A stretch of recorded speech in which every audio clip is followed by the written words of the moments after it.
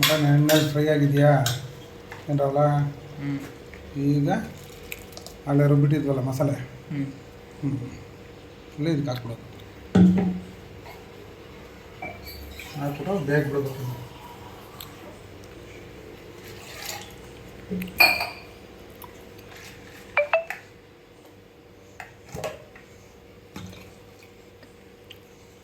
ಇದು ಇದರಲ್ಲೇ ಬೇಯಬೇಕು, ಗೊತ್ತಾಯ್ತಾ? ಒಂದು 10 ನಿಮಿಷ ಚೆನ್ನಾಗಿ ಇದರಲ್ಲಿ ಬಂದುಬಿಟ್ರೆ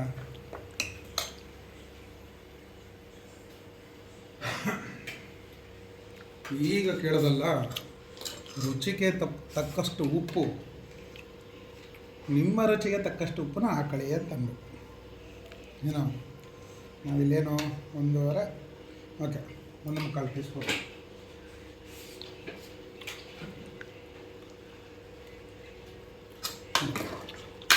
ಇದ್ರ ಪಾಡಿಗಿದ್ದು ಕುದೀತಾ ಇರುತ್ತಾ, ಕುದಿಯೋಕೆ ಬಿಟ್ಬಿಡ್ಬೇಕು. ಏನು ಮಾಡಿಸ್ಬಿಟ್ಟು ಲಾಸ್ಟಿಗೆ ಇರೋದಂದರೆ ಇದೆ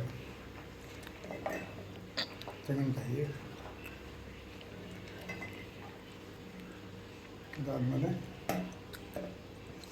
ಗಸಗಸೆ,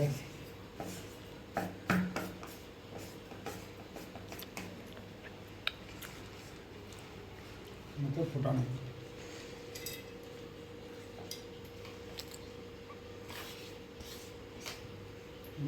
ಮೂರು ಹಾಕಿ, ಇಲ್ಲಾಂದರೆ ಗಸಗಸೆ ಬಾಯಿಗೆ ಬರುತ್ತೆ ನೀಟಾಗಿ ರುಬ್ಲಿಲ್ಲ ಅಂದರೆ.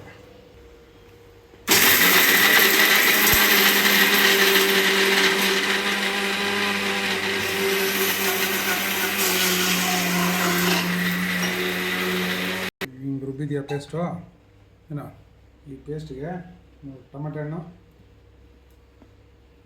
ಮತ್ತು ಕೊತ್ತಂಬರಿ ಸೊಪ್ಪು ಹಾಕ್ಬಿಟ್ಟು ಮತ್ತು ಒಂದು ಫೈನ್ ಪೇಸ್ಟ್ ಮಾಡೋದು.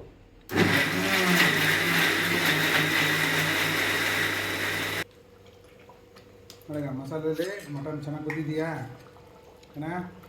ಈಗ ರುಬ್ಬಿರೋ ಪೇಸ್ಟ್ನ ಇದಕ್ಕೆ ಹಾಕೋದು. ಹಾಕ್ಬಿಟ್ಟು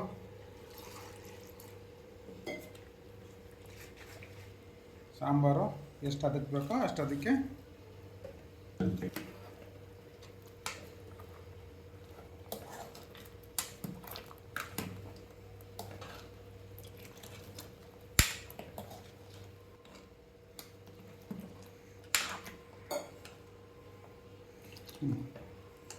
ಸಾಂಬಾರು ತೀರಾ ತೆಳುಗೂ ಅಲ್ಲ, ತೀರಾ ಗಟ್ಟಿಗೂ ಅಲ್ಲ. ಓಕೆನಾ? ಇಷ್ಟು ಹಾಕ್ಬಿಟ್ಟು ಕುಕ್ಕರ್ನ ಕ್ಲೋಸ್ ಮಾಡಿ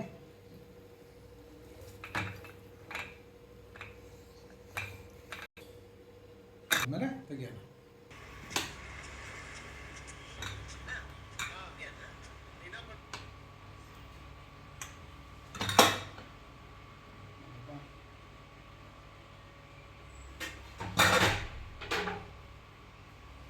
Sir, finish. This is called mutton sambar. So,